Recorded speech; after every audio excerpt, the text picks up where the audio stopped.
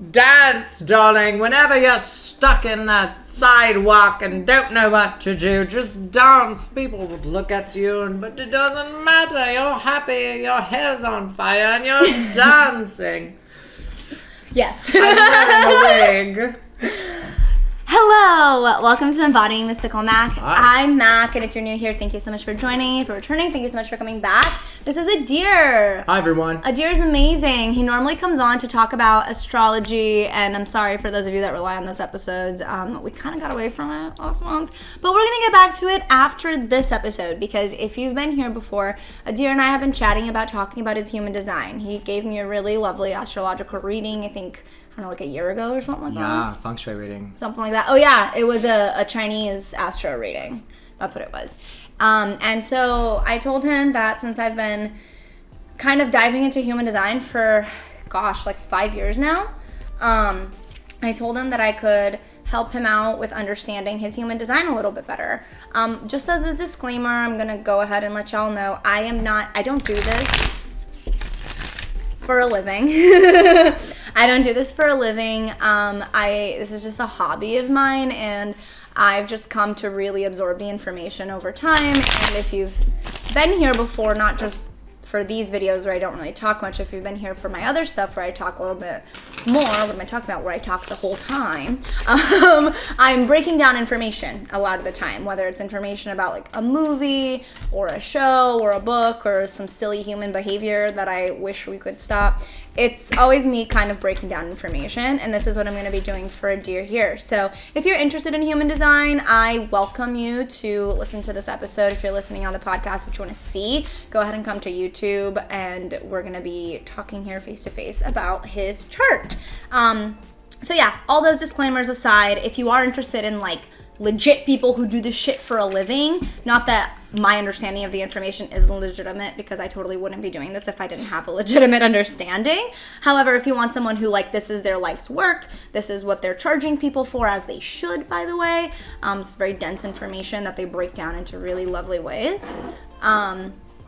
I can provide that. So comment down below if you want those resources. I'm happy to provide them for you. Let's start with Let's the start. candle. Take a deep breath in and out. Good. Nice. We got a black candle today, which is lovely. Means we're... Now remember, black is not a bad color for a candle. It's usually used for protection more than white. Yeah, black stones tend to be phenomenal for protection as well. But what I kind of get the vibe of is just kind of like we're unearthing some stuff you weren't aware of. We're unearthing some subconscious information that will translate into your body. Something that I read today that I really enjoy, someone's definition of human design. I read a lot of articles today in preparation for this, but so I can't tell you exactly who said this, but I really enjoyed it, stuck out in my mind, and the definition that they gave for human design is it's a mystical system with practical practical interpretation. So like this, just like astrology, it can live in the mystical or you can bring it to practice. Unlike astrology though, human design depends on you bringing this system to practice. So like, unlike astrology where you can read up a bunch of stuff and be like, oh, this is my tendency, that's my tendency. Human design gives you that as well, but you really reap the benefits of it when you start to go, why is that my tendency? You know, is that a natural tendency? Meaning, does it live in my hardware, in my body? Or does it live in some sort of like thought form that I've adopted? You know, so this kind of like, the crux of human design is getting you out of your head and into your body. So before I get into overview and then dive into your chart, do you have any questions, Adyr? Because we're doing Nintendo. Because we're doing this differently. Typically, you're the one breaking down info, and I'm the one being like, oh my god, tell me more. Yeah. So Nintendo is slang for Spanish for Nintendo. Oh, Nintendo! I don't understand. Nintendo. I love that, and we're gamers, so it just works. So it's what we say, like Nintendo. in like hood slang and shit, bro. Like you don't even know Nintendo. Okay. Okay. So to start off with our reading, let me give you a little overview of what human design is. I gave you a lovely definition written by some human that I whose name I cannot recall at this moment in time.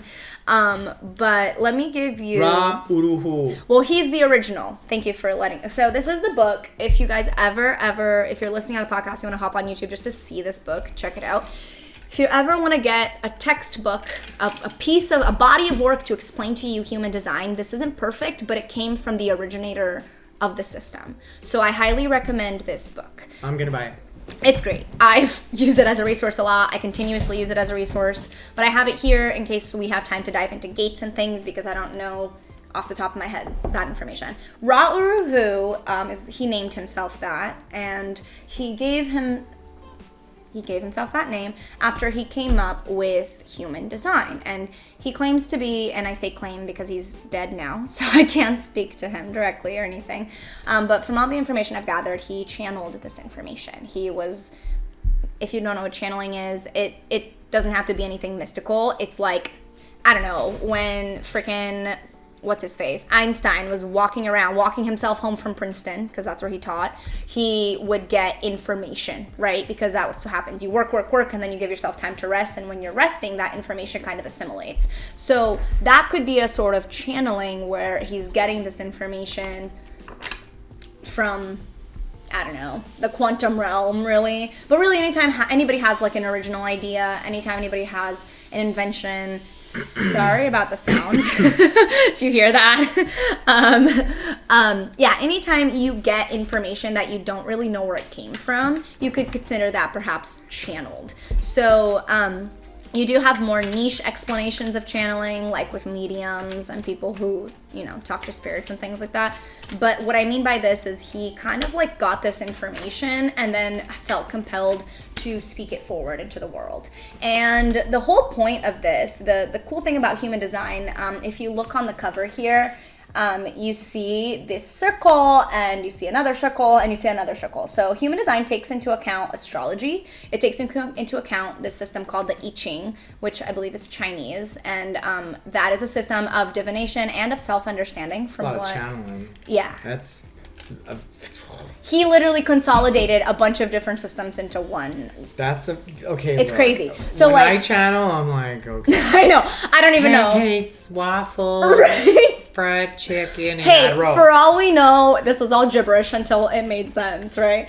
But so for those of you that want to kind of understand the basis of it, there's numerology involved, there's the I Ching involved. I don't know much about the I Ching, so all I'm going to say, it's a Chinese system for divination and self-understanding. That's it. What if his name was actually like Ted? That would be hysterical. Well, I want to sound smart. And so, no, I think there's like Ted. No, I mean, I think there's an actual explanation for it. I just don't know it. Like why that's the name. But numerology, astrology, and the I Ching are the three systems that I know for a fact were accounted for in human design.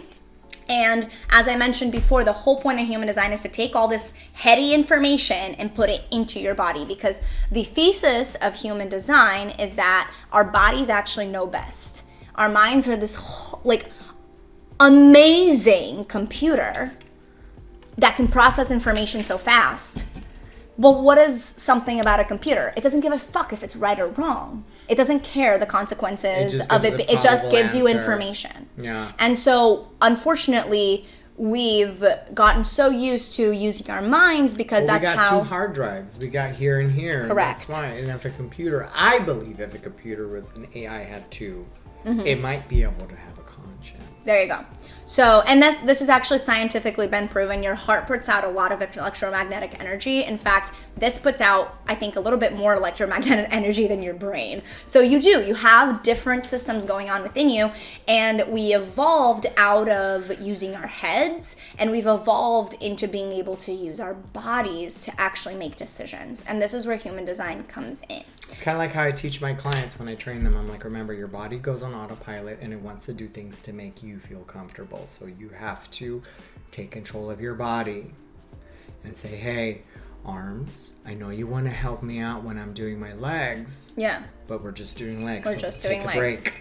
And so the reason, thank you for saying that, the reason your body does this is because we've been conditioned to make our hardware work towards the society as opposed to work from our hardware to help this society.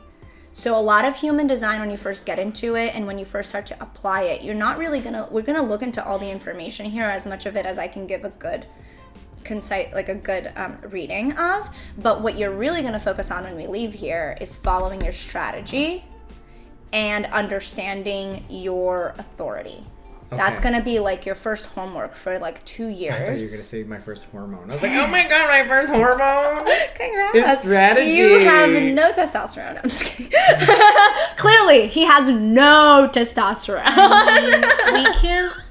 What happened to my boy? What? No testosterone. None of this. None. I always tell people, you want to make some orange juice? Squeeze the orange. So yes, your homework for really the first little bit, and it can be, you know, the first year, the first 2 years. For me, it was the first like 3 years of human design. Putting that to work is really just heavily understanding your type, heavily understanding your strategy, heavily understanding your authority, and the rest kind of falls in line. Okay, so let's start. So in human design, we've got 4 types, and that's the basis of human design. Every human basically fits into these 4 types. Now, another disclaimer, all that I'm going to be saying here when I'm giving generalizations is just for the sake of understanding. Everybody is different, everybody's chart is different, and the way that this all intermingles, while it's going to have an underlying current, depending on, like, for example, I have an ego manifested authority. If I was a projector, I would have an ego projected authority. Our authorities would come from the exact same place, but because I'm a manifester, it manifests differently than if I'm a projector. So am I ego-based with my... Oh, good. Your authority... Oh, it's okay. Ego's not bad. I know it's not. What it means in human design is they've deemed that center, your ego center, your center of willpower. So that's what they've called it. So some of these terms, ego, please divorce yourself from the psychology definition of it, because this is just... It's what this center is called. So another system or that as Gwyneth Paltrow says, decouple. You decouple from it. Decouple from it. Love that. Don't love her, but love that. With her no meeting. But like, oh yeah, the last system that I forgot to mention is they did borrow from the chakra system, and that's where we get our centers from. So I noticed that. Yeah. Crown. So Ra had this epiphany that while our hardware is evolving, we've evolved to having more than 7 major chakras, and we've evolved to having, I think it's 9. 1, 2, 3, 4, 5, 6, 7, 8, 9. Yeah. Okay. 9. And they've called them the centers. Okay? Has to not be confused. Like the Scientology Center. God, that's so weird. I'm not so judgmental. Weird. I'm not either, but that... When someone it's says a little they culty. Are, It's a little culty. I don't know, it just makes me go, okay. There's just a listen, like a fandom is a cult, but the difference between a fandom and say like a cult where people don't have control over themselves and their lives is that you can leave a fandom. There are no weird higher echelons that you're gonna only get to when you're way too deep in. You know what I mean? It's like, it's so interesting about Scientology. No, when they come up to me, well, let me tell you about yours. Jesus Christ, Lord and Savior, He is. Do not take me from Him. Done. Literally. No. Literally. No. So, Adyr here, he is a projector. I'm not going to explain all of human design to you. We'd be here all day. So, of the 4 types, Adyr is a projector. Why does that matter? Because the 4 types kind of make up our society a little bit. Again, these are generalizations, okay? The generators make up about 70 to 80% of the population. They hold the most amount of energy. They have what's called a defined sacral center, which means, as to not be confused, your sacral chakra, which means that they have a renewable source of energy. Generators. So they're never tired. They are. However, they are tired. However, all that means is that every day they wake up, their sacral's refilled. When you don't have a defined sacral, that regenerative force of energy, it doesn't happen overnight. Okay. You need to rest to fill that center back up with energy, if that makes sense. Yeah. And that kind of, so like generators and manifestors are energy types. Projectors and reflectors are non-energy types. So generators make up about 70+% of the population. Manifestors, I'm a manifestor, we make up about 10 or so percent of the population. Projectors make about 20% or so of the population. And reflectors make about less than 1% of the population. Less than 1% to 1% of the population. And ideally, the reason for this is because, like, if I were to take a project from beginning to end, whatever it is, whether it's a movie, a nonprofit organization, whatever, ideally, to explain these types well, I'm going to use an idyllic situation. The manifestor would kickstart it. They would have the idea and go, I have this idea. Let me get this person, that person. And then ideally, one of those people or a couple of those people, depending on how big the team is, would be projectors. And then a majority of them would be generators that would then carry this forward. Okay, so then the projectors would be like, they would be the guiding force. Come on, everyone. No. Oh. No. They would wait for the invitation. And then when they are invited into a project, they'd be like, come on, everyone. Yes. So we'll get into why. And so the projectors would then guide the surplus of energy of the generators to help them keep to the task, to complete the task. And then the reflectors would come in and essentially let them know how the project is doing. So they would be able to mirror back. I should never invite myself to a place then. So, like if there's a party, can I go? Absolutes like that are hard to look at, and I think I would discourage people looking at their strategy in such an absolute. The main point about waiting for the invitation is that you just need to surround yourself with people, places, and opportunities that recognize your worth. Because, for example, if you and I are me and Nate's my boyfriend, if we're talking together and Nate and I say something about a party we're going to and you go, oh, that sounds fun, can I come? Because we love you, we recognize you, and we know that you'd be such a cool addition to the party, we'd be like, yeah, for sure you can come. Yeah, why not? Okay. You know? But if you're in a situation where you're in a group of people you don't really know, or in a situation where you do know those people, but you don't know that they really value you, you know, you don't really know. And if there's any sort of this feeling of, oh, I have to invite myself, I would actually say don't. Because the people that recognize you, it's not even going to be a question if you're inviting yourself. You're just going to, that sounds like so fun. And then we'd probably be like, yeah, come. Yeah. Okay. You know what I mean? So that's like the main thing. So Adyr is a projector, which means he's a non-energy type. What does that mean for non-energy types? I'm always tired. There's that. If you try to abide by if you try to be a generator or if you try to be a manifestor, you're always going to be tired because you're going to be trying to go, and you're going to be trying to initiate stuff all the time when maybe it isn't in a time, place, or opportunity where your initiation is recognized and wanted. But what if I'm like, I'm writing a screenplay and I want to market it? Then what you would do is you would start to talk to the people in your life about it. You would start to maybe do some research. And before you know it, you probably will have cultivated a situation where a marketer will find themselves in your orbit. And you'll kind of like get the vibe for that. The biggest thing, because projectors, we're moving down now. So he's a projector, non-energy type. This means he needs lots of rest. Non-energy types need lots of rest. Honestly, all types except generators, we have to be very mindful about our rest. Even me, a manifestor, I have very irregular energy. So for me, like, I will go in a spurt, and then I'll fucking drop off. And I need rest. Well, I'm a napper. Well, that tracks. Okay. That tracks a lot because even me being a manifestor that's also an energy type, I don't have generator energy. Okay? So when you're a non-energy type, you don't even have your own source of energy, which means you're feeding off of others' energies. So the fact that you teach fitness classes, that's awesome. That means while you're there, all those defined sacrals in the room are feeding you. And you're picking them up with I sound like an energy vampire. No. Give me your energy. It's more like sharing. Because what you have defined, you fill for them too. Okay. So whatever is undefined or open, that's what we call in human design. When something's undefined, it means you have, like, I can show you here. It means you have like a few gates. You've got something going on in the center, but nothing's connecting it to anything else. These are all defined. Do you see? They're opaque. I've been told I have a strong heart, throat, crown, and Yes. third eye. Because you've got all of this defined. Whatever's undefined, all that means is that those are the places where other people...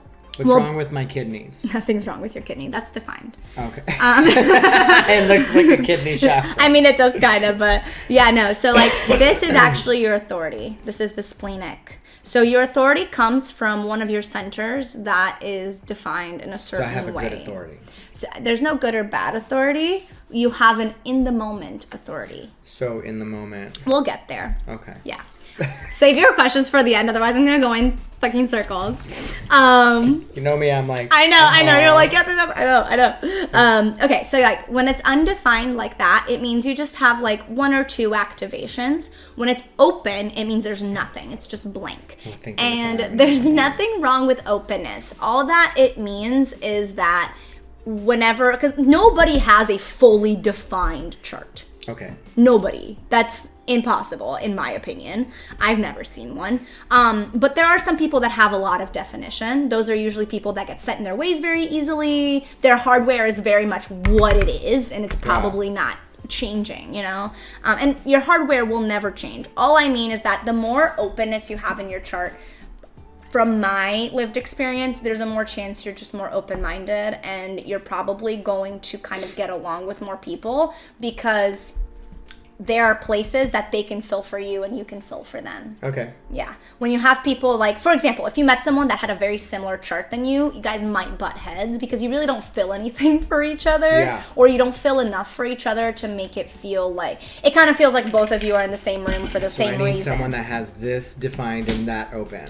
Kind of, yeah. And yeah, it's like, that's like a good way to look at it when you see like compatibilities, for sure. There's also the intricacies of the gates, which we're not going to get too much into it because honestly, I've been studying this thing forever and those are still, they haven't clicked in my head too much. But another way that you can look, for example, is like, okay, so someone who has this 44 gate is going to complete this connection for you. Okay. You get what I'm saying? Yeah. So like someone who completes this 44 is gonna somehow, it's gonna give you a clear, when you're around that person, you're gonna get more clarity around your ego center, which is your center of willpower. So if you get around that person that has this 44 definition, you might, and by the way, that's a gate, if you don't know what I'm talking about, that has this, you might feel around that person like, oh wow, like I kind of have the willpower to do certain things that I didn't when I was alone or that I was kind of lacking. Yeah. And now I'm in here and I'm like, whoa, I really feel kind of like, for example, I also have, this is a throat, I also have a defined throat center.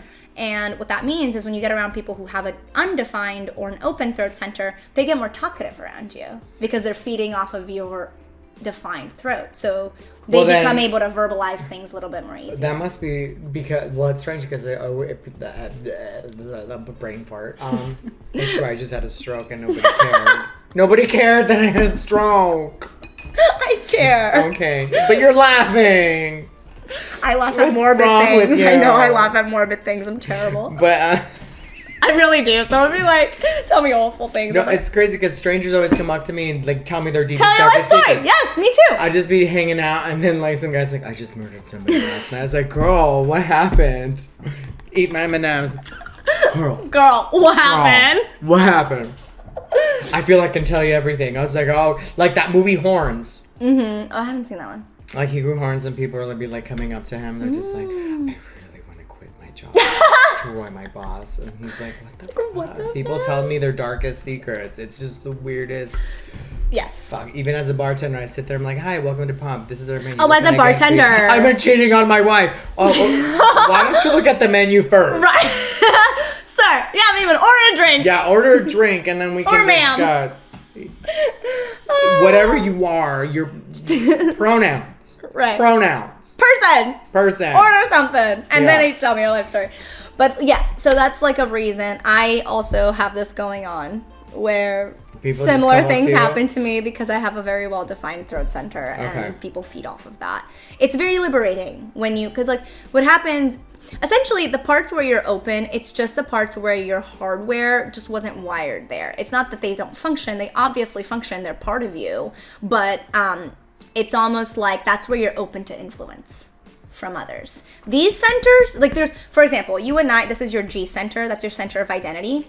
I also have this defined. Nobody's moving our identity, right? Yeah. Nobody is, because someone comes up to you and says something about you, you're not just gonna like fucking take their word for it. You know who you are. Yeah. People who have this center open are more fluid in their identity. They might be more influenced by things that people say, or they might be the kind of person that gets around you and go, maybe I want to do spin. And then they get away from you and they're like, maybe I don't want to do spin. Yeah. You know what I mean? So that's kind of how to explain the openness and the lacking of definition. You don't have anything that's completely open. You just lack definition in 4 of your centers, which... My ego is not defined. It is not defined, which just means that your center of willpower, I'm using myself as an example here because my ego is defined, and that's actually where my authority comes from. So for me, I will get this urge to do something, and my body will literally when are you gonna do that? When are you gonna do that? You really want to do that? When are you gonna do it? Until I do it, it's almost like that part of me doesn't rest. Yeah. And when I've done it, I can rest for like a week and just fall into my video games. Oh, you know? okay. But that's because it's my center of willpower is very well defined. So that means I'm always kind of accessing it. And So it's mine also is like, slossy dog. Correct. I'll get to it one So I wouldn't be get to it. surprised. Like, for example, it's funny, whenever we get to talking at the end of these things, more often than not, you'll tell me something like, I gotta do that thing. And all of a sudden, it's not that you didn't want to do it. It's just that your center of willpower got a little oomph from someone who's defined. And it went, hey, remember that thing? We want to do that. Yeah, I gotta do that. Which reminds me, I gotta do that one thing at that one place at that one time. Exactly. I don't know what it is yet, but I'll figure But it you'll out. figure it out. So yeah, God. so that's kind of breaking down the centers, openness, all of that's good stuff. So wherever you are defined, that is your hardware. Okay. Okay? That's like if you're, it's like you're not going to turn a Samsung into an iPhone. However, you can Merge them. Well, you can put a software into a Samsung that you might also be able to put into an iPhone. I don't know tech, so I don't know. But all I'm saying is that Like I put iMessages on my Samsung, okay, there you go. so I can get iMessages. That's the software. Your software is always is influenceable. Your hardware never really is. Okay. Yeah. In fact, you're influencing others with your hardware and vice versa. Okay. That's why it's important that we all exist, because we all have different combinations and we all do different things for each other by virtue of being around each other. So next, so next we broke down your type a little bit. We broke down a little bit of the centers. Let's get into your strategy as a projector. Now, what is your strategy? I told you that human design is about getting into your body. Your strategy is your main avenue for getting into your body. And when I say getting into your body, I mean making decisions from that place.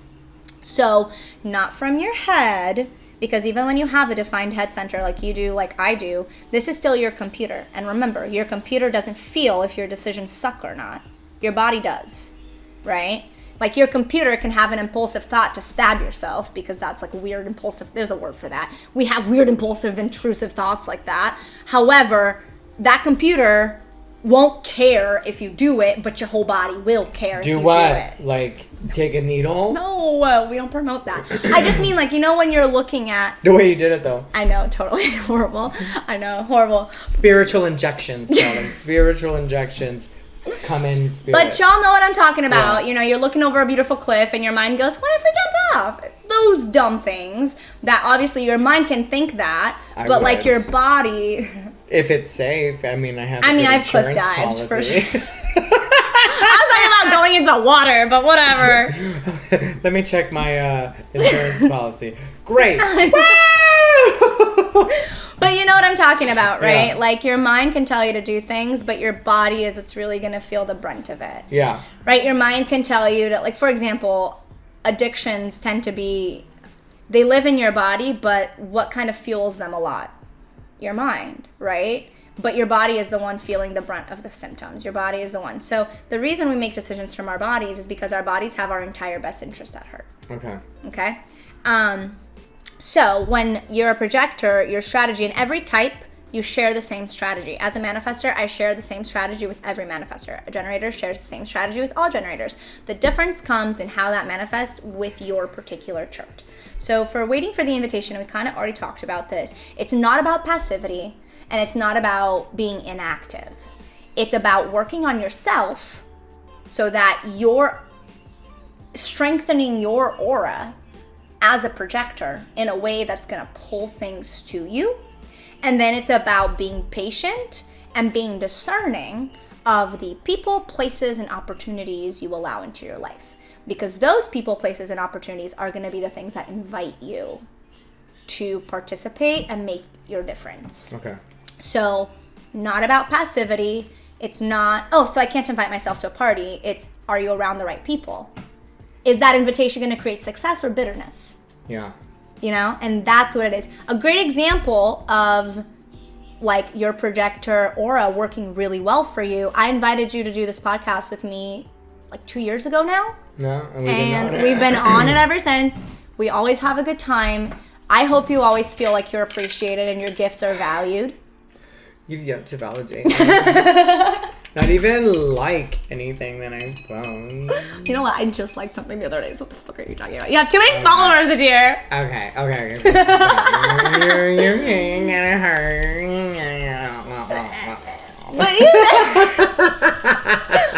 But you get what I'm saying, right? Like, I'm not gonna assume, but literally every time I come away, I'm like, oh my god, this was so fun. I hope that you always come away feeling like you're valued. So then, auditioning works well for this. Correct, because you're literally getting invited to act, and you're. So, I am an actor. He is an actor. I do bookings. But even here's my piano.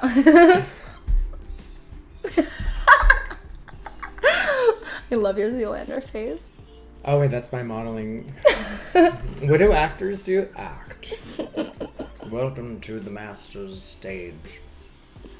We are having a serious conversation about the qualities of the sympathetical inspirationistics of acting. We are talking about the human design. The design that is designed not by designers, but people who design. Ra-uru-hu. It sounds like a chant. Ra-uru-ru. A man formerly known as Ted. Okay, so for example, someone who doesn't value you innately would probably be like annoyed that we go on so many tangents. You know what I mean? Yeah. But it's like, but because this is what we do. Did I annoy you for him? No. But I'm just bringing up a point that like you get to be yourself. And that's the biggest part is like be very, not weary, but be very mindful and discerning of where you invite yourself. Because whether that is going to bring up bitterness or like a successful feeling for you wholly depends on the people, places, and things surrounding that situation. Now, what do you do in the meantime while you're waiting for invitations? You work on yourself. You work on your tarot, you work on your acting, you work on your shit, and because like, no, we're not all generators, meaning our auras aren't all gonna work in the way a generator aura works. I'm not gonna get into that right now. However, we all do have an aspect of the generator aura, and that is that innately, by virtue of being a human on this planet, you are attracting things to you. It's just depending on your type and all that, you're gonna be attracting them in different ways. And so for the projector, as you work on yourself, as you learn to discern better the people that love you, why they why they love you, why you love them, all that stuff, you're going to be essentially making yourself available for these right things to come.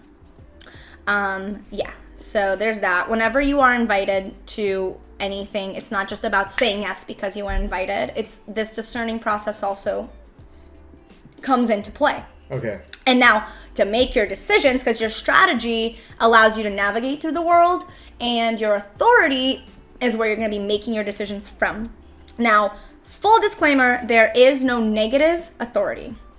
You're not better because you have an ego manifested authority or a splenic or a sacral or a solar plexus authority. You're not better for it. You're just different. And you just have to work with what you have. So your authority is very much part of your hardware. All of this that we're talking about right now is part of your hardware.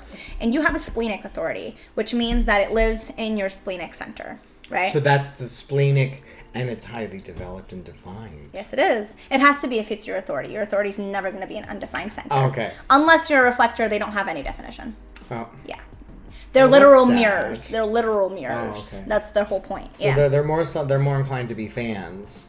Oh, I love that. I could see that. They're more influenced, for sure. They're Okay. more susceptible to influence. In fact, for reflectors, the way to make your decision, their strategy is to wait a full lunar cycle. You want to go through your entire gamut of emotions. And you're a reflector. I'm not. I'm a manifestor. Okay. Yeah, you want to, as a reflector, as well as when you have emotional authority, you want to go through an entire kind of like gamut of your emotions to basically, if you want one thing while you're in your high and you want the same thing while you're in your low and all the way in between, go for it. Okay. But that's not you. You No. are not meant to wait to make decisions. The thing about the splenic center is it's unconscious. Not subconscious, as in that part of you that you shove things that you didn't get to resolve as a kid. Unconscious. The place where Hecate rules. So I'm a magical person. Yes. I mean, yes, of course, duh. But, but like, when we're talking about unconscious in human design, it's the part of you that your mind is probably never going to understand it. Your mind's not going to have reasons. It's quite literally, your authority is very purely intuitive.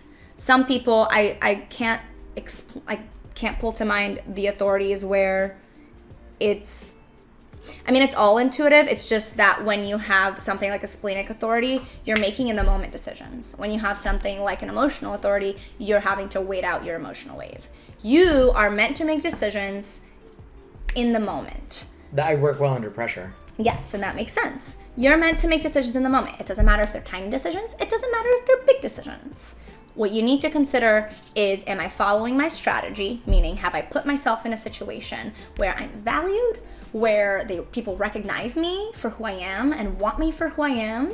And then from that place, you can go, okay, do I want this? Do I not? You know? And the splenic authority, the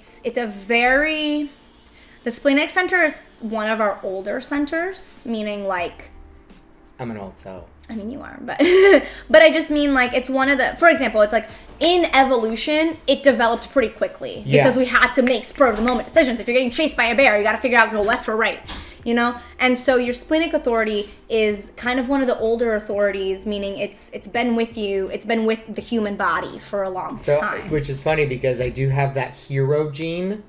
We'll get into that. Which is like, it's funny you say the word hero. I'm excited for that. Yeah, I have this hero gene. Like, it's not like I'm the hero. Yeah. But is it what like I was told, it's like in a like disastrous situation, I'm very calm and I know what to do. Yes. I'm more inclined to be like, because there's people who panic and freeze. Yes. I'm the one that'll slap them, say, get the fuck up, let's get out. Yes, and that splenic authority is very helpful for that. Okay. So I too have an unconscious authority. It manifests differently, but I share that in the sense that like I will make decisions and we'll just have to tell my mind, you'll find out why later. Yeah. You don't have to know why, you'll find out why later. Okay. You know, and that's kind of where that is. It's just like, it comes from an innate part of you. If you're clairaudient, it could be a voice that you hear in your head. If you're clairsentient, it could be gut feelings, whatever. I'm everything. Same. So it comes to you Sometimes well, I for hear it, me, sometimes I smell it, sometimes yes. I see it, sometimes I feel it. For me, I mean, I definitely go through the gamut of it all too, but for me, kind of, it comes as inner knowing a lot too, so don't discount inner knowing just because it's not a sense. It's like for me, it's like an inner knowing, but like, one of the senses works, and then my inner knowing's like, yes.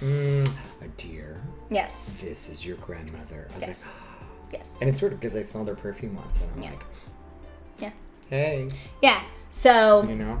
Yeah. For those of you that you have more of one place of intuition that's like more concentrated and you have a splenic authority, whether it's clairaudience, you hear things, or you feel things, or you smell things, whatever, listen to that. And that typically that voice does not scream. I am a good hunter. Your mind will scream at you. Your inner authority never will. I'm a good hunter. Yeah. Yeah.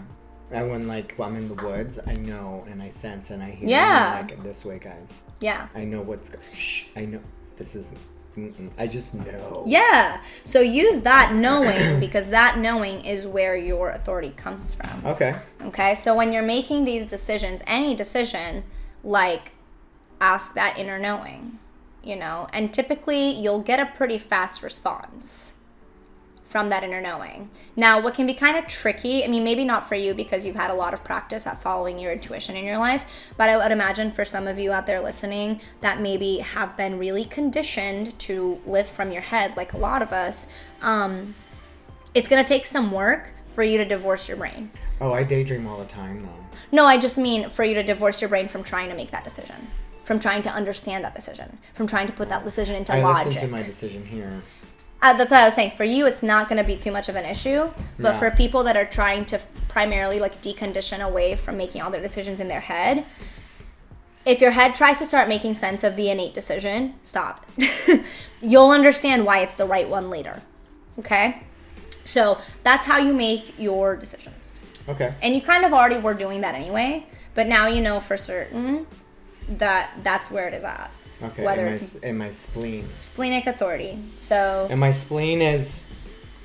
I mean, it doesn't really have to, like, you don't, unless you... I love how I'm doing it so... I'm like, where are you going? I don't know. I'm not an anatomy professor nor a doctor. I'm going to look it up now where my spleen is. Yeah.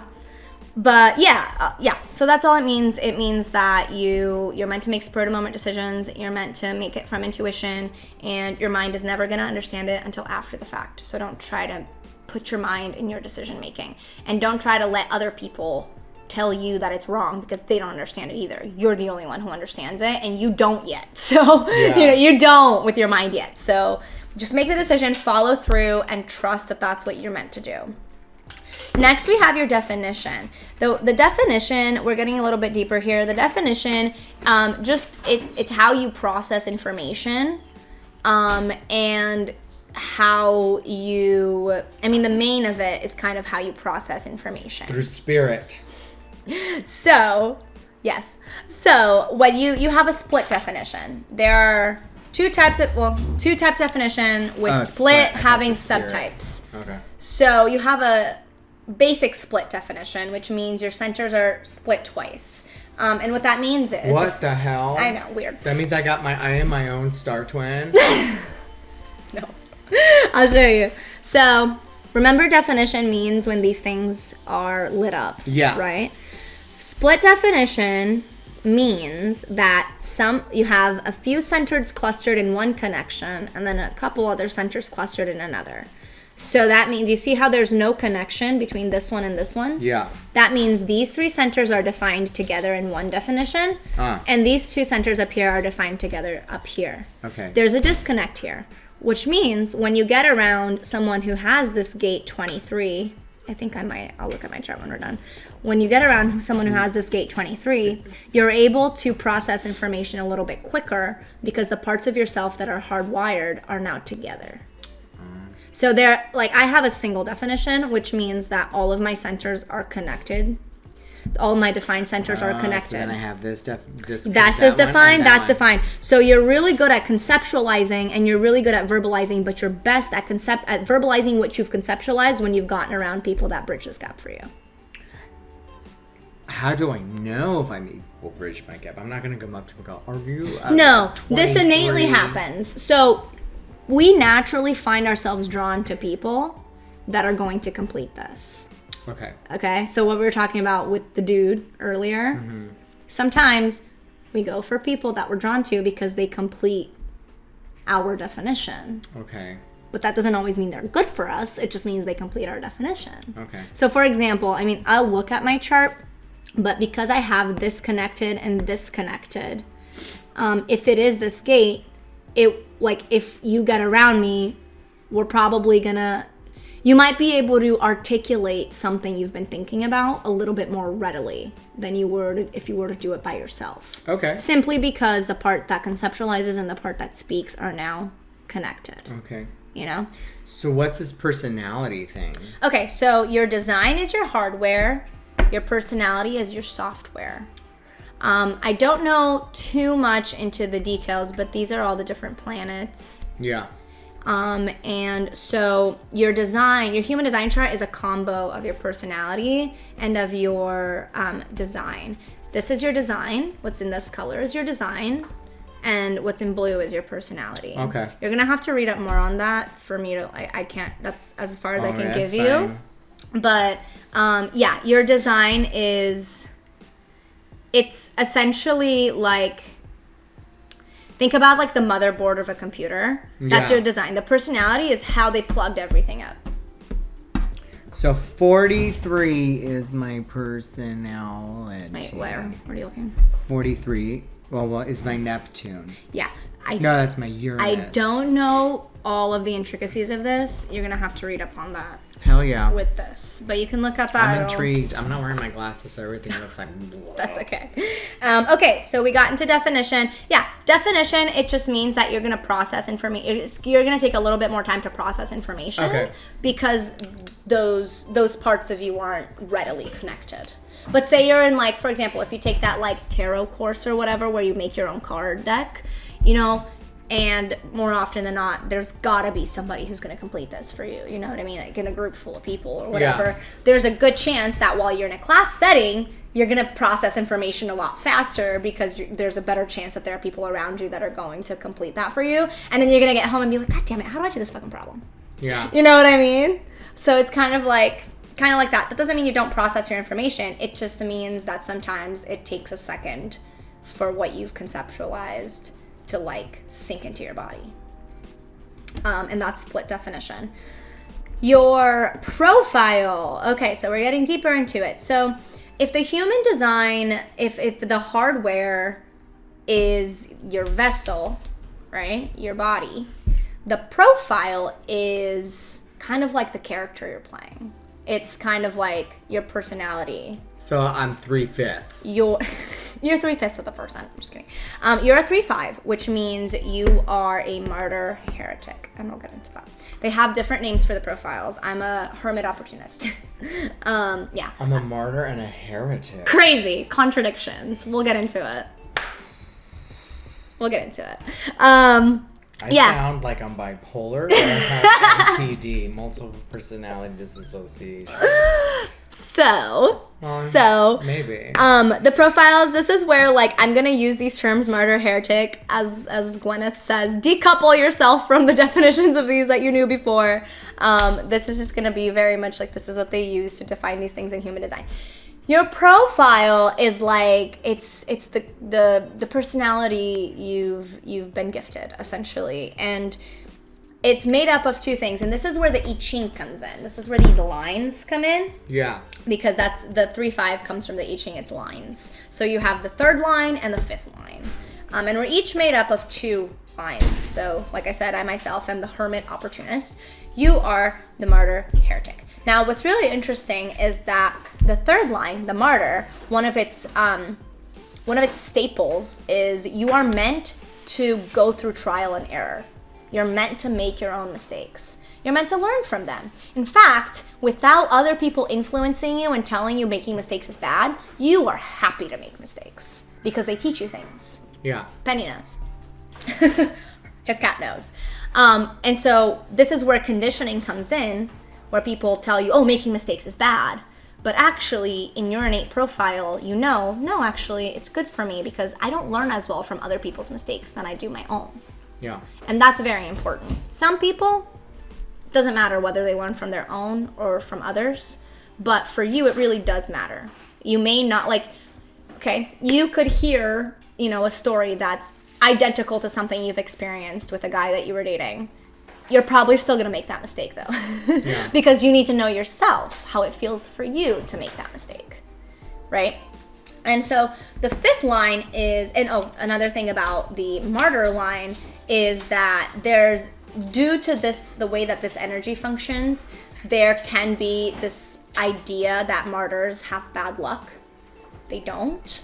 It's just that I'm very lucky. I mean, you are. I know. I just want to put that out there because I read that today. It's not that you have bad luck. It's that because of the way that that you learn you're going to be put in situations where you make your own mistakes. You know, and if you don't learn from them, you're probably going to continue to make them over and over and over again. And you're probably going to be more prone to making them over and over and over again in succession, because the whole part of this personality for you is to learn from your mistakes. And how do you better yourself if you don't make mistakes? Yeah. So that's where that bad luck thing comes in. I don't believe it. Like, nobody has innate bad luck, in my opinion. If you've done some horrible things and you're carrying some horrible, like, karma, maybe. I don't know. But, like, that's a whole other concept that we're not going to talk about here.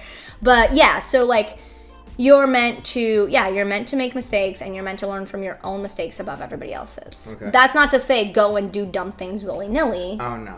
But, I'm not that type of person. No.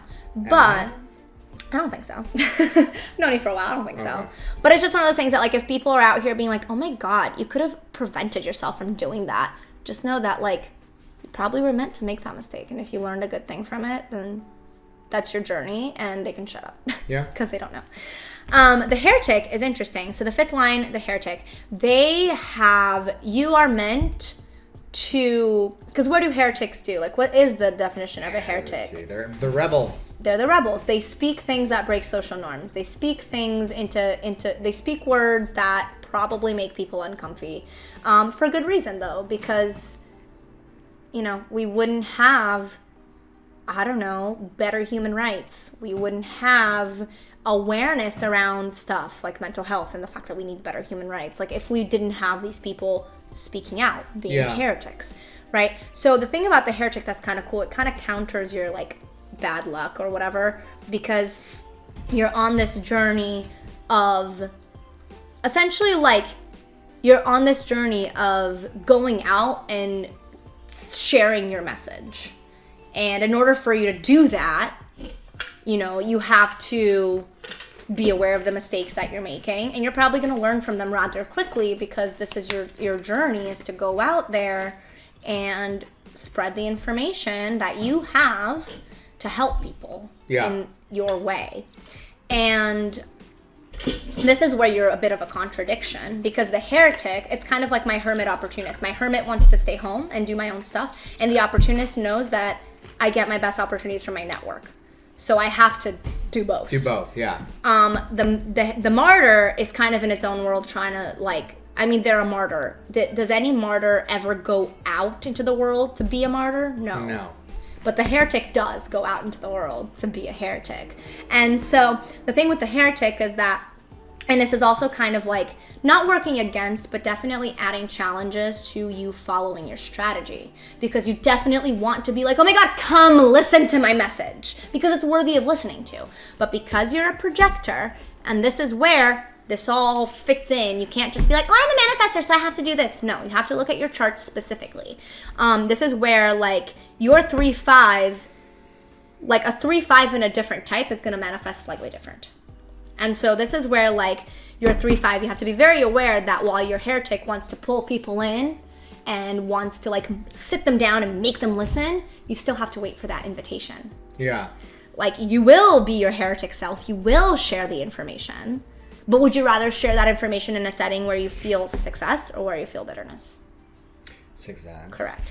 So I keep bringing up these emotions because each type has a signature emotion that they're striving for at all times, and a signature not self theme, which is essentially when you feel this, it tells you you're out of your alignment. You're not following your strategy and authority. And you're not coming from a place of being, like, sharing your authentic self in a way that's going to benefit you. So, and that's kind of like a really good metric. So if you're ever in that circle of friends and you invite yourself and it's like, oh, sure, you can come. Ugh, that was a bitter experience. Now you know, okay, I wasn't in my authority when I asked that. Yeah. I wasn't discerning the people around me. I would have felt FOMO. Yeah, I would have had feelings. But at least I wouldn't have come home bitter and wondering why those people don't want me at their party. Yeah. You know? So this is where, like, you have to be very mindful of that heretic profile, that share your message, but don't force it down people's throats. One, because that never works, but especially for a projector who has a penetrating aura, because that's the difference. That's how, like, how we differentiate the 4 types is our auras all function slightly different. The projector aura is a very penetrating aura, which means that like when you're talking with a person, you see very deeply into them. Oh, of course. Which I is always why look at people in the eyes when I talk to them. Yes, and that's why you're a great tarot reader, but it goes deeper than that. Your energy allows you to see deeply into people. You know what I mean? And so that can be very uncomfortable for people that did not sign up for that. Yeah. And that's why you don't give out tarot cards willy-nilly or tarot readings willy-nilly, right? That's why you don't just show up to someone's spin class without them knowing that you were going to cover for them. That's why, because it would just leave you feeling bitter. And it's not that you can't do those things. It's just that over time, bitterness is all you're going to feel. Yeah. As opposed to just being patient, sure, feeling FOMO, feeling some kind of way, but being patient, discerning, and then when you get into those opportunities, you thrive and you're enlivened by it, you know? As opposed to feeling like you're just like sending your energy out and it's not really getting taken in the way that you want. So yeah, the last thing that I'm gonna, not the last thing, but one of the last few things I'm gonna talk about is your right angle cross, the incarnation cross. Now, if your design is your hardware, is your body, and your profile is your personality, your incarnation cross is kind of like the plot line of your life. You don't have to, and that's not like point by point, it's just like a general goal. You don't necessarily have to follow it, but most people do end up falling into it because it's what naturally comes to them. So there are lots of different incarnation crosses. I don't know why they call it that, by the way. I don't know. But this one is the right angle cross of the Sphinx. I don't know why it's called that, but I did learn about it. And essentially what that means is that you are here to help us see the past in a way that can help us with the future. So like, kind of like, it's funny you use the word hero. The hero comes back from the journey and teaches his people or his family, whatever, how we can better go forth with the information he has from his past. That's what you're meant to do. You know, whether it's in your tarot readings where you, I'm sure, pick up information about people's current lives and past, you know, not past lives per se, maybe sometimes, but just their past in general. You're very interested in, like, from what I've known, you seem to be very interested in, like, history of, like, at least the things that you care about. You seem to know a lot about their history. Not to say that you're like a history buff, like generally, but like, for example, you studied the occult, right? And you deeply studied the occult and you went as far as to study a lot of the history of the occult. Oh, yeah. So this incarnation cross, right angle cross of the Sphinx, it's your calling is to put information that people thought otherwise we didn't need because it's in the past into a perspective that people can see, oh, yes, this is actually very helpful for the future. And that's kind of like what you end up falling into a lot of the time. And it doesn't have to be like, oh, in the distant past, and this is what humanity But needs I to do. found out back when I was walking in the grass field back in my past life of 1376. I had a leather pouch full of monkberry wine.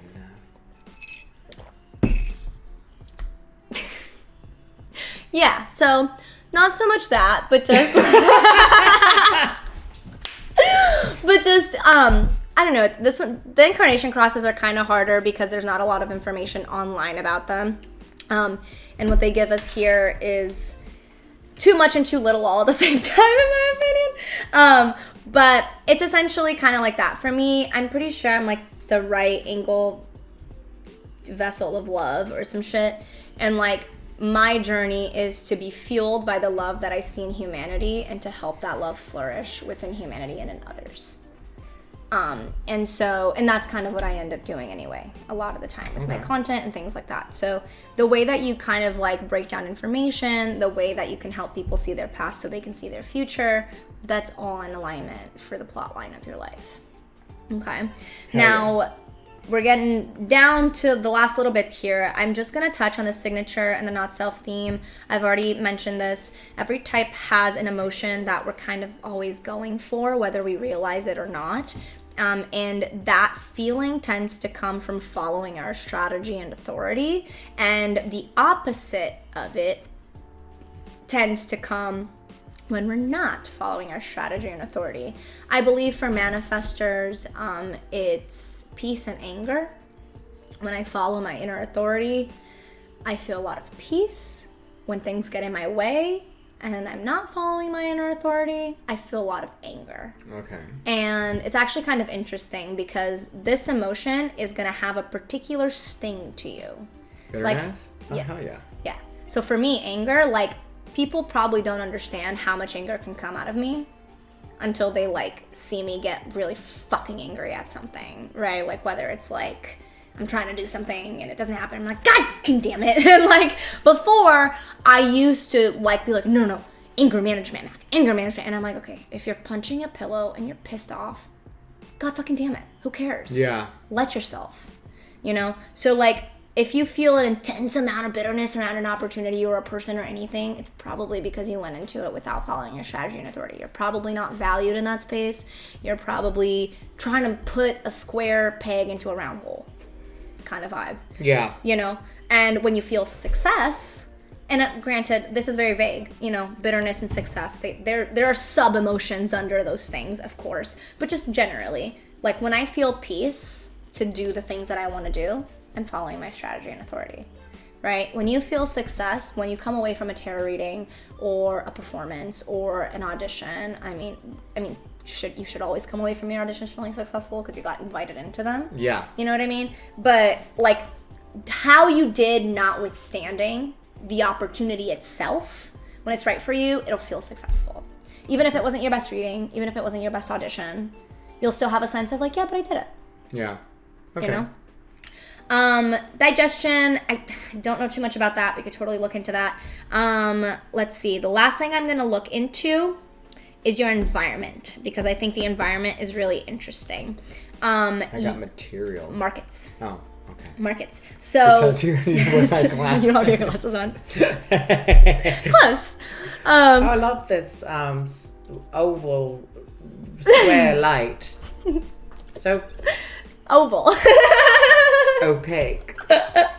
So your environment is simply there are I think 6 different types of environments for human design, and all it is, it's just the environment you tend to thrive most in. It's and markets, what it means is just you like busy, bustling environments. I do. You work best in busy, bustling places. So like for example, I don't live in like the busy part of LA. I live in a more chill part of LA. That suits me very well. For someone like you, not so much. You kind of thrive with energy around you like that. Yeah. And that's good. That means like getting work at a coffee shop, like getting work done at a coffee shop, or even like going to a restaurant and doing some emails, or going to a busy park and working out or whatever. Yeah, like, I like doing all that. It tends when to I be journal, very... I go to a coffee shop and Yeah. I journal. It tends to be very helpful for you. For me personally, my environment is shores. It means that like I thrive when I'm close to like land meeting water. Yeah. Oh, I can't say I've ever lived away from a shore significantly, but I would imagine if I lived like in the middle of the US, I would die. Not literally, but I'd probably be like very emotionally sad and depleted and not understand why, and then come to a place where I'm in that transitory land meets water and be like, oh, I'm rejuvenated. Why? You know? So we all have environments that we work in best, and like notice it's not a specific thing. It's not like, okay, New York or LA, or it's just busy bustling. For me, it's like where land meets water. Yeah, I mean, I loved living in Hong Kong and I loved living in Shanghai. There you go. It was always busy. I was like, Yeah, you thrive. Okay, so that's what we got. Hell yeah. Questions?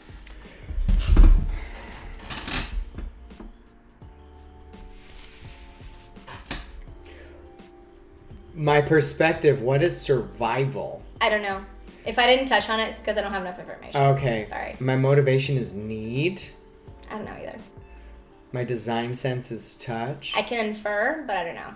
When people touch me in a certain way, I get goose pimples. Okay. And I like it. Yeah, those are the parts that I'm not entirely sure about, Okay. so I didn't touch them. The gates, I'm starting to get a bigger picture of it, understanding about it. Thank you very much. Thank you. This still has a whole lot of geometry, and I never took that class. A whole lot of geometry. They're not But luckily, it tells you. So it tells you the gates that you have connected. So then I look at the gates on the book. So these are the gates, yeah. Yeah. Yeah, and when a gate meets a gate, it's a connection.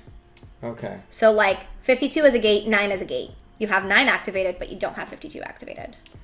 Oh. So the gates are these little numbers, but they're not like continuous. And these are the channels that are activated. These are the channels. Oh, right. Thank you. Channels, not connections. Channels. When they're connected, it's a channel. When they're defined by themselves, it's a gate. It's a gate.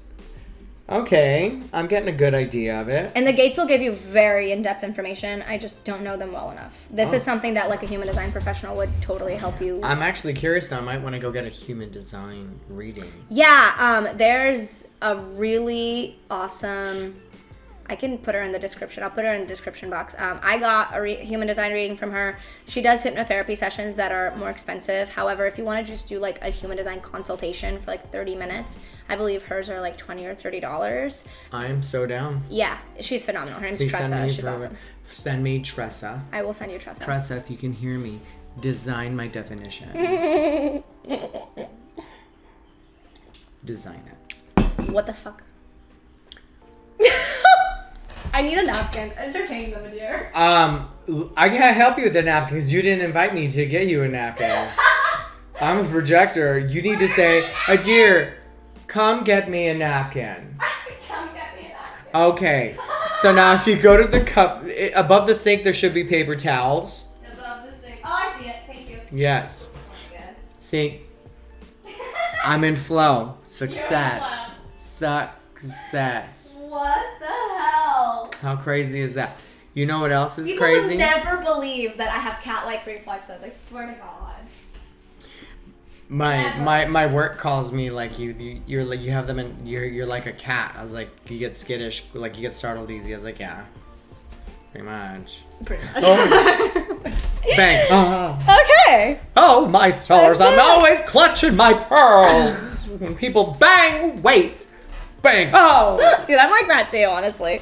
I'm like, yeah, you gotta give me 10, 9 back. Oh. Same. 7. Oh. Same. Yeah.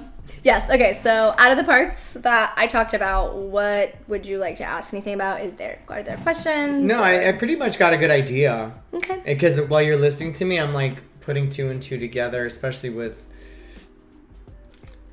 And looking back, and I was like, oh my God, I was feeling a little bitter a lot for being held up. Like, you know, left me hanging. I was like fucking feeling bitter a lot. So I was like, And it's okay for bitterness to be like extra oomph in your body. Because it's literally, it's your main, because what are emotions? They're a guidance system. That's all they are, right? When you feel negative emotion, it means that there's something you need to pay attention to. And it could be a negative emotion because you're holding on to something negative and you need to examine that. Or it could be a negative emotion because you've put yourself in a situation that you feel negatively about. How crazy is this? I've always felt bitter when I came in to work at Pump.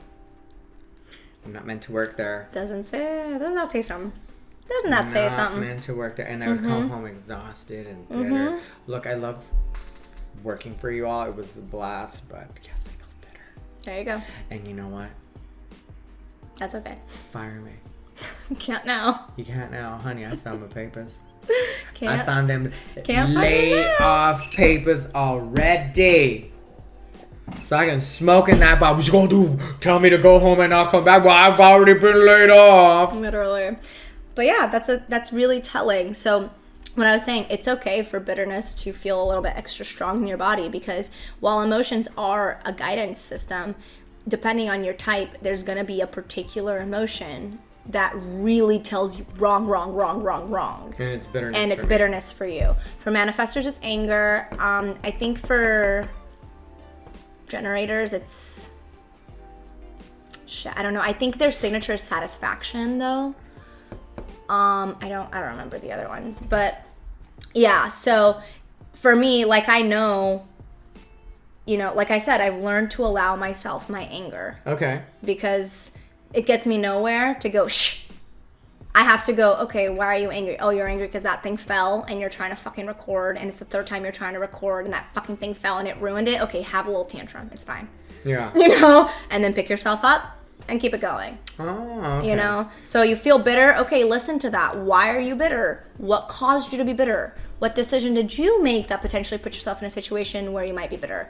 Maybe it wasn't your decision. What decision was made for you that made you a little bit bitter? And that'll help you like pivot. All right. Okay? I'm bitter with dating. So stop saying yes to people that don't value you. There you go. Mic drop. Touche. Touche. Touche. Touche. That's what they say in France. Touche. All right. All right. So I pulled 4 cards. Let's do it. For each one. So now you're gonna pick. Okay, let's pick the first one. That one. Okay. Now what is that? What group is that? For each one, what did you pick for each one? I said projector, manifester, generator. Oh, fun. Okay, well, let's say that's your projector card since you're the one. Ooh, the Knight of Wands. For those who are projectors, you've got the Knight of Wands. Something passionate is coming your way that's going to spark you up. It could be an idea, could be not an idea, like a work thing, maybe a person. Let's find out if it's a person. Let's find out. And by the way, for these, whatever it is that's coming your way, your job is to cultivate yourself and your strengths so that you can recognize when that thing knocks on your door. Okay? We got the Page of Cups. I think it could be a person. It could be a person. Single, yeah, I could see that. It could be a person. I'm getting water signs or fire sign. You could be a fire sign. They could be a fire sign. I'm sensing too. This is going to be a very different person from you. Now, here's the deal. Whenever I go into astrological with cards, I only do the risings.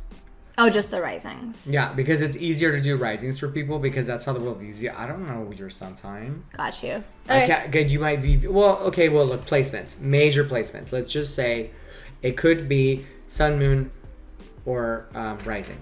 Okay. Sun, moon, or rising placements. Sun, moon, or rising. Okay.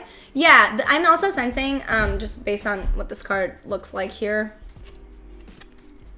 If you're on the YouTube, you can see. It's like a lady staring at a fish. I sense that it's probably going to be a very different person from you, and don't discount that. Because, especially because it's the projector card, they might bring things to the table that you never thought to ask for. And if someone could be coming back from your past, though. Okay, there you go. The most important part is how do you feel, and are you having this need to invite yourself, or do you feel like you're innately invited into this connection? Possibly someone could be coming back from the past. Okay. And if it is, you might have moved on from that situation, or it could be someone with a major Cancer placement. Okay. Well, there you go. Just be discerning, be yourself, and as much as you want to invite yourself out to this connection, wait for it to present itself as valuing you before you do all that. And if so, think about it, because the Temperance is there to see, like, weigh the options. Yeah. Usually it's justice, but kind of like with Temperance in the original one, like the angel Michael is sloshing the water back and forth. And that takes patience and focus and, a lot of balancing. So really think about if this opportunity comes. Or it could be just like, if you get the romantic part out of it, a boss could offer you a promotion. Yeah. A new place to... Could it be a place to live? Oh. Shit. Could be a place to live. It could be... wow, this is interesting. Okay, Ace of Swords. Wow. Yeah, if it's work, it'll be a brand new, like, type of... like a renewal, like a fresh start type of, like, idea. If it's a person coming back, it could be a good beginning.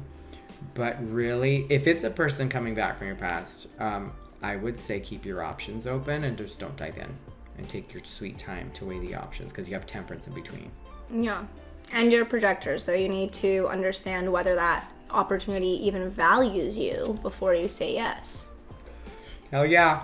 Okay. Next. Who's this? Generators. Generator, the 10 of Cups. Oh, I love that one. So pretty. I love all the octopi in this deck. I know, ain't it so cute? many octopus women. I love it. I love this. Well, she's algae. Oh, she's algae. She's sea foam. Or no, she's kelp or something. She's kelp. Oh my god, it's beautiful. Yeah. The moon is an octopus woman. That's right, the moon is an octopus woman. So it's gonna be some happiness coming on for you, generate. Is this the generators? Yeah. Good timing. This is now I'm doing this for the month of July. July. Good time. You're gonna have a good time. Like, let's get more depth into this. Before you go into it, bitch. tell me. Bitch, you got the 9 of Pentacles. That's Look at a her. great card. Treat yourself. Look at her. She's happy. She's Chiquita Banana. Look at those fucking holding earrings. Her. I know. Girl, it's the drag queen. Where do drag queens do? They perform and celebrate. Hell yeah. You know? Let's just get damn. Oh man. Emperor. Okay. Yeah, you're gonna be feeling your groove, generators. So whatever June was bringing you, because I have a feeling that June has been so tedious and annoying and so impatient for you. Things will be getting better and improving now for generators. Generators in the month of July, they're gonna be like, even if it's like not even work, you're gonna be going out, you're gonna be celebrating more, you're gonna be hanging out with friends, you're gonna be coming into your time. Ooh, 9 of Swords. You know what? Here's the deal with that though. The past is the fucking past. Let it go. Okay? And I have a feeling also, if you're a generator, don't think about what people are, just stop thinking. Don't let what people think about you give you anxiety. Remember, stick to being that emperor. Yeah, and what I'm going to say, because we didn't touch too much on generators or the other types or anything like that, honestly, I'm probably not going to make videos like that. There are plenty of videos you can go on YouTube where people break these things down. But just a little bit overview for the generator. We went a lot into projectors. Let me give you a little bit. If you are a generator, your strategy is to respond. What that means is your aura is consistently... So while most people's auras, and especially the other 3 types, definitely have an attraction point, because again, we all attract things by virtue of living on this planet in a human body, your generator aura is like a super attractor, which is why your strategy is to respond. So it's not that you can't initiate things, it's that when you initiate things, it typically serves you best when you've already had signals that you are to initiate this thing. So a good example is like in the dating scene, okay, where for a manifestor, it's very natural to see a person, they didn't even look at you, but you see them and you think they're cute, and to walk up and be like, hi. For a manifestor, that's very natural. And it tends to be received very well. I tend to be like that with people that I'm interested in, though. I go, hey. Well, but that... I'm just using a generalized example. Okay. That's not to say other people can't do this. You could totally initiate things if you're not a manifestor. I'm just using this as an example. Like in the dating situation, in, whatever. Like very natural for a manifestor to go up to someone and be like, hi, how are you? What's your name? I'm Mac. What's up? You know? For the projector, it feels a little bit more natural to like make eyes across the room. Gotta feel. And then when you get that go ahead, okay, then walk up to them, or they walk up to you. Yeah, that's kind of true. Or I just wave hi when I get the feel. But what you're doing is you're waiting for an invitation. You're kind of gauging to see, is my energy received here? Yeah. For the manifestor, the way our aura is set up, it's a repelling aura. If they say no, we go on to the next one. Yeah. Kind of thing. It's our auras kind of keep us a little bit like a little bouncy ball. Yeah. But that's because we're meant to initiate things, so we're meant to move things out of the way. Yeah. So for the generator is the person who's getting approached. They don't really have to do anything. They're just going about their life, and they think, I really like short girls with brown hair. And then short girls with brown hair kind of just wander into their orbit. You know what I mean? Yeah. And so when you're a generator, whatever this is, this fun time that's happening, just be mindful that you're waiting to respond to things as opposed to trying to force things to happen. I just think that if you're involved in a relationship, it's gonna go, or if you're dating, don't be surprised if it goes to the next level. Okay, well, there you go. Respond. I also feel respond to that. That you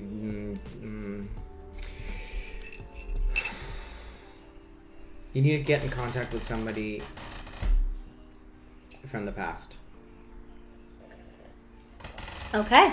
Like, even if it's just like, hey, what's going on? It could be a friend, it could be whatever, but just like family.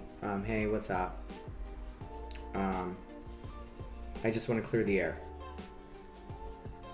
You know, because I'm just saying, because you have the Nine of Pentacles, which is kind of like just a step below the Empress. Yeah. It's like treating yourself, taking care of yourself. And then you have the Emperor next to that, and it's the Emperor's like, okay, I'm taking care of myself, and I have to take care of my kingdom, my palace. I have to be strong.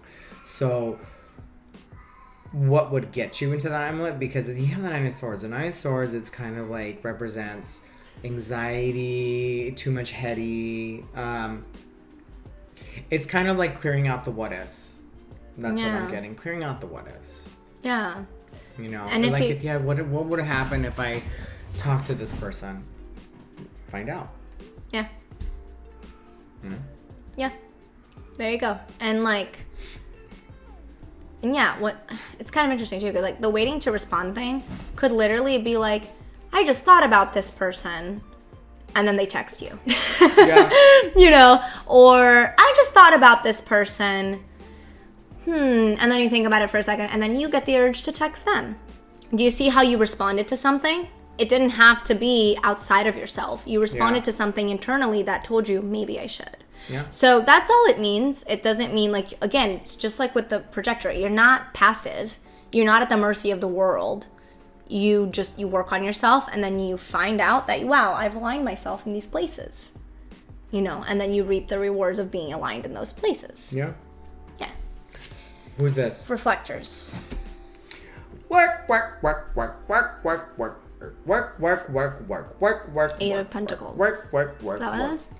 Yeah, okay, here's the deal. If you feel July will be a lot of fine tuning. A lot of fine fucking tuning. Figuring out shit. Okay, reflectors. Hold on. You're juggling too much. Before you go into the reflector, let me give you a little overview. The reflector are the ones that don't have definition. What that means is you guys are highly influenced, meaning the people that get around you are naturally just going to influence you in certain ways. That's not to say you don't have a personality or you don't have a center of identity, not at all. It's just that you just are one of those people that find yourself more influenced by others, and there's no negativity in that. Your role is to reflect people back to themselves. Oh, yeah. And that is a fucking service. What happens though is that because you don't have definition, notice that when you have an authority, it's a defined center. Because you don't have definition, what happens is that you need, they say, a full lunar cycle or about a month to make your decisions. So whatever comes of this, it's okay to sit on your decisions. And if someone can't take I gotta think about this for a little bit, can I get back to you? They're not for you. If they can't let you ride your emotional wave out, they're just not for you. Okay, go on. Oh no, you're good.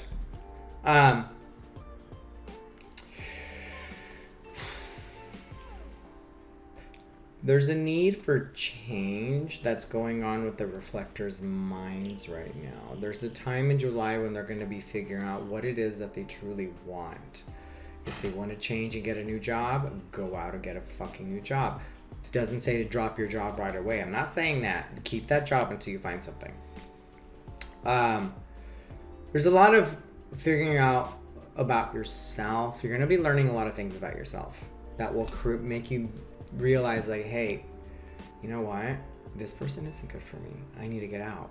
Hey, I really wanted to get into photography. Let me figure some shit out. Yeah. you know what? I just need to move. I gotta get out of the city, the state. You know, that's what. Let me get more clarity.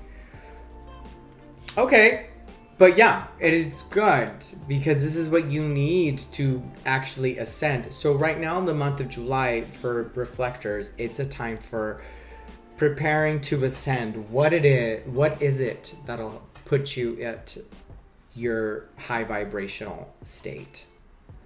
Yeah.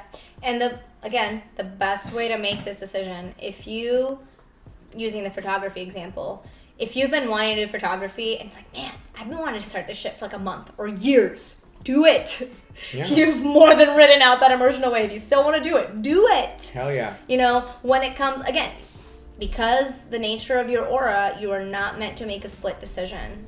Just sit on your decision for a second, but hold it in your heart. Go, I need to move. Okay. That doesn't mean you have to move right this moment. I need a new job. Okay. It doesn't mean you need to quit right now and find that job tomorrow. You overlap. You keep your old job and you look for that job in a way that you can find yourself in the right opportunity. Hell yeah. And same thing with moving, anything. Just make sure you're riding out that emotional wave. Now, I know I sound very rigid. I get that. Reflectors, y'all make about less than 1% of the population, okay? So this advice is not gonna sit for most people. There probably ain't gonna be a reflector watching this. Exactly. Who fucking knows? I don't have as many, I don't have a lot of subscribers, so I don't know. Statistically speaking, we're probably not gonna have a reflector looking. But in the future, when we do, just make sure that you're writing out your decisions in your heart before you go yes to them. Because that's how you know if you want it when you're feeling all kinds of highs and you want it when you're feeling all kinds of lows and you want it in every emotion in between, it's for you. Hell yeah. And if people can't respect your emotional wave and the fact that you take time to make the decisions that are best for you, those people aren't for you. Those impatient bitches can go. Hell yeah. Let's go. I know who's the last one. Manifestor. I did myself last. Mm-hmm. I typed last, I should say. Mm-hmm. Okay. 3 of Cups, 6 of Swords, and the Moon. Girl. Okay, before you go on, I love the Moon. Let me explain Manifestor just a little bit. Our auras work as a form of repelling. So you could think of us as having a little bubble around us at all times. Like a good example of how this manifests, I'm great with kids, right? Obviously, I've been taking care of kids for like over 10 years. But one of the things I've always gotten used to, when I'm in public, kids stare at me. And kids stare in general, but I kid you not, there's this little girl at the playground, everywhere she went, just stared at me. She'd be at the little bouncy horse, staring at me, on the swing, staring at me, up over there, really far away, staring at me. And part of that is because our aura is closed. People can't see into it without us opening it. So, for example, when I'm having you read my chart, I'm kind of creating a window in my aura to allow you to penetrate through. So for manifestors, our strategy isn't innate. It has to be taught. And it's because it's the strategy to inform. Because we are the initiating forces and we have this aura that kind of allows us to move people and objects out of the way. People get very unsettled when we just do things. For example, if, say, I'm at the host stand, I used to host, right? If I'm at the host stand, and there's 3 hostesses that night, if one of them leaves to go to the bathroom and comes back, and they're not a manifestor, again, I'm generalizing, and they're not a manifestor, there's a good chance most people aren't even gonna notice that they went away and came back, okay? If I go away and come back, guarantee you, if I don't tell someone, I'm gonna get one of the managers like, where did Mac go? Why is she not here? Yeah. and all that is because, like, by virtue of this closed aura thing, people can't really just read you as easily, and it tends to manifest in you getting in trouble for just doing things that are just you living your life. But when you inform people, that's how you make yourself able to move into the world more easily. So, like, if you have a manifestor child, the best thing you can do is teach them that to get permission from their trusted adults. I say trusted adults. Do not just teach your manifestor kid to listen to anybody. But like, for example, the manifestor child, I don't know, might want to go cook an egg. As a mother who's, maybe has a young kid who needs to supervise, you teach that manifestor child to ask permission. Hey mom, can I go cook an egg? So mom knows, oh, you're gonna go cook? Okay, let me go stand in the kitchen with you. Make sure you're okay, When you turn into an adult, what that manifests as is you no longer ask permission, but you inform. So I would say, hey, by the way, I'm going to the bathroom. I'll be right back.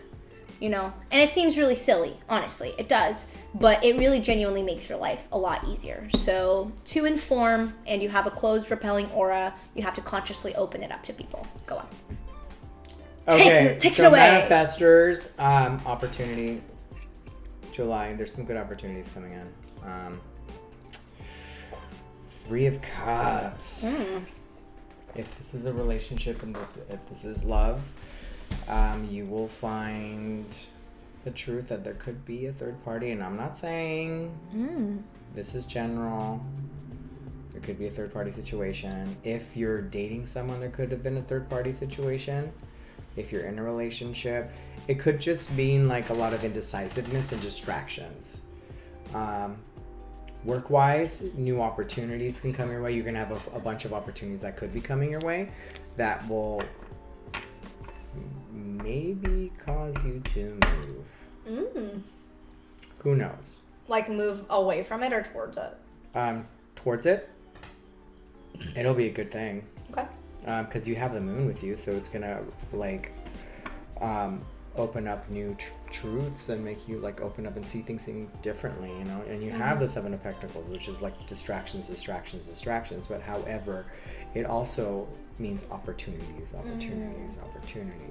So if it does come now, it could happen if the opportunity can come in a festivity. You could be hanging out at a party. Oh, here comes an opportunity. All right, I'm interested, stuff like that. Yeah.